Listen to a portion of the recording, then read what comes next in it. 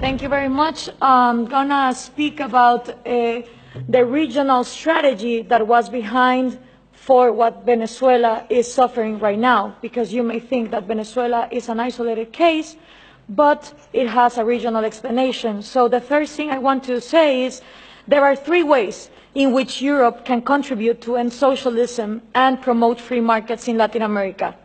The first way, socialism is socialism, here in Mars, in Latin America, and in Asia. There is no way that you can help us by saying that socialism works in Europe, but in Latin America it doesn't, because we have a culture where just socialism always gets corrupted. No.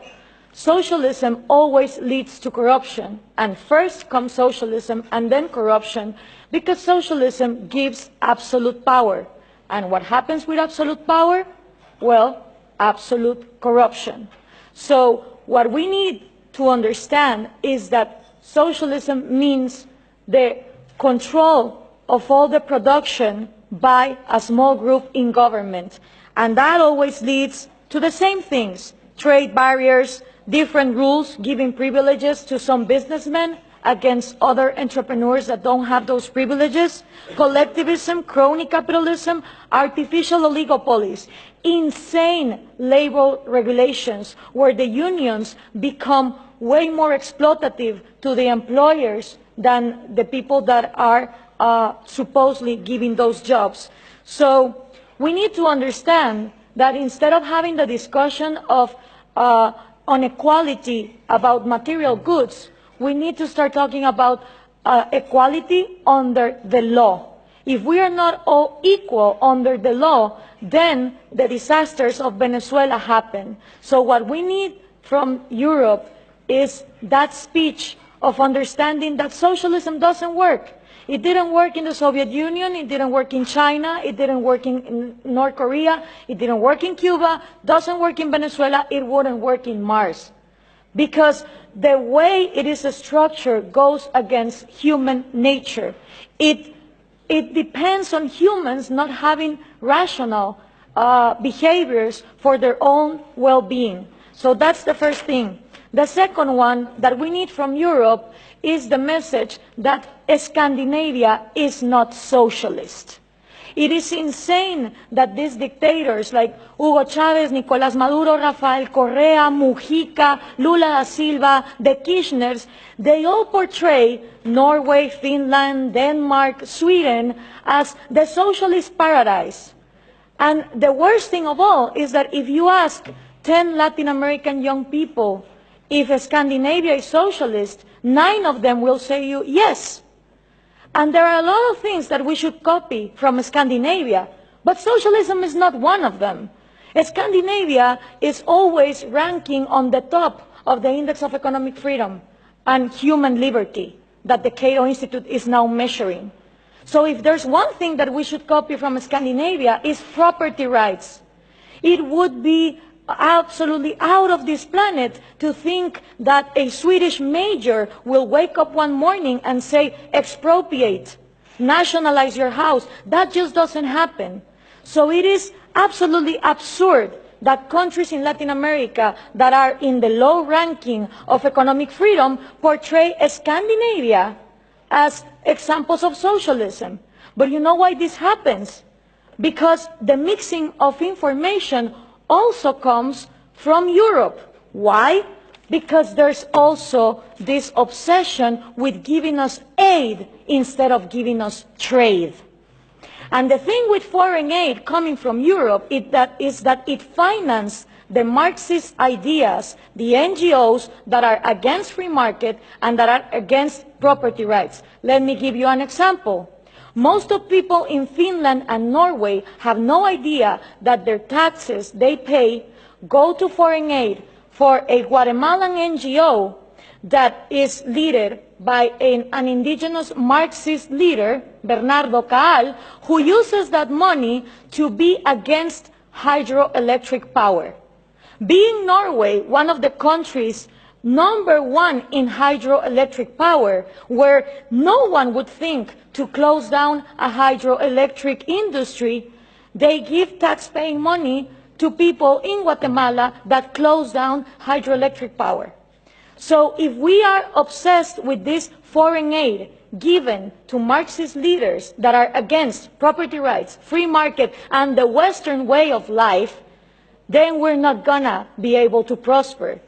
And according to trade, the European Union is fixated that they should trade with Latin America in regions, in blocks. Well, that is just not possible, because the region that I come from, which is Central America, the 5 smallest countries of all our region, Guatemala, El Salvador, Nicaragua, Honduras, and Costa Rica, right now, 2 of them, Nicaragua and El Salvador, are ruled by socialism of the 21st century. So how can I negotiate as a bloc when I have 2 countries that are not willing to open to free trade? And for these 3 ways to work, you need to understand something about Latin America. I had 2 slides, 2 pictures, if we could put them on, please. The first thing is Latin America has always been ruled by dictators. Then Fidel Castro comes in, and he is successful in making a Marxist guerrilla. In the moment that Castro comes in and he makes a Marxist guerrilla, all the countries in Latin America start copying and pasting that model. You had Marxist guerrillas everywhere, Guatemala, Nicaragua, Peru, trying to do the same thing as Castro, financed by the Soviet Union and with the intelligence of Cuba. 1989 comes, the Soviet Union collapses, and the left Marxist wing of Latin America, the socialist sectors, they are in trouble, because now they don't have the money of the Soviet Union to keep on going with these violent guerrillas, but they still want to come to power. So what do? Well, Fidel Castro gathers together with Lula da Silva, and they form the first Forum of Sao Paulo. The Sao Paulo Forum is a parliament that every year gathers together to further on the socialist agenda. And they start working on 1990. In 1998, they put their first president, Hugo Chavez. And that was a relief for Cuba, because the money that the Soviet Union was lacking to give, the oil of Venezuela started giving. And now that the oil prices are coming down, they are hoping for Colombia to advance on the agenda to give FARC, the Marxist guerrilla drug dealer of Latin America, places in power. If this happens, we're going to have the first narco-socialist government, which will mean that the money of drugs, it's infinite. It doesn't depend on the market like oil, and then you have another socialism of maybe the 22nd century. So what we need to understand is this regional strategy is not only put in place in Venezuela, it has been put in place and tested in Brazil, Argentina, Chile, Uruguay, Nicaragua, El Salvador. And the places where they haven't governed, they have people who are waiting to come to power. When we understand this, we also understand that when the Berlin Wall fell, and communism was a thing of the past, in Latin America we voted for the so-called neoliberal governments, the right-wing presidents that were going to open the market. These people gathered together in the Washington Consensus, and they promised that they would give us free market. What did they do? They privatized everything. They privatized electricity, trains, radio stations, but they didn't liberalize them. They gave them as oligopolies and monopolies to their peers, and this created crony capitalism. But for most of the population, the one to blame was free market. I don't know if we can now put the picture, please.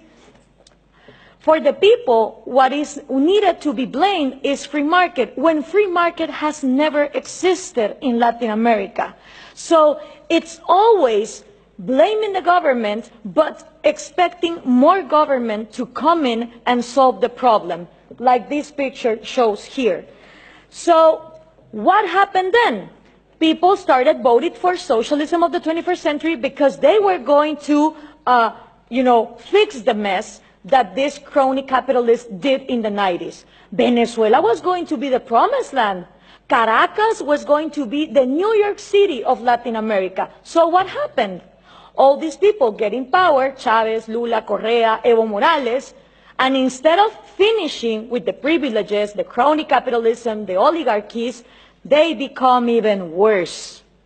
So why is this good news to us? Because people in Latin America don't know what to do. They tried with the right wing, and they think that too much of a free market failed, and then they tried for socialism of the 21st century, and it turns out that it didn't end poverty, it multiplied it.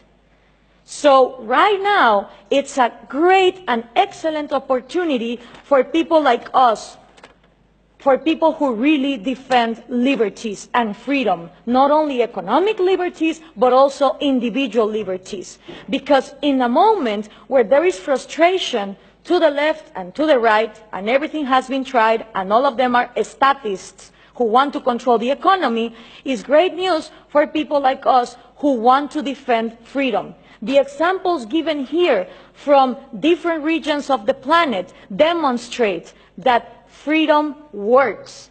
So what we need to input from Europe to Latin America is the right messages. Those messages include that Scandinavia is not socialist, that we need trade more than aid, and in order for institutions to follow up, it's not about material equality, it's about equality under the law and the rule of law. Thank you very much.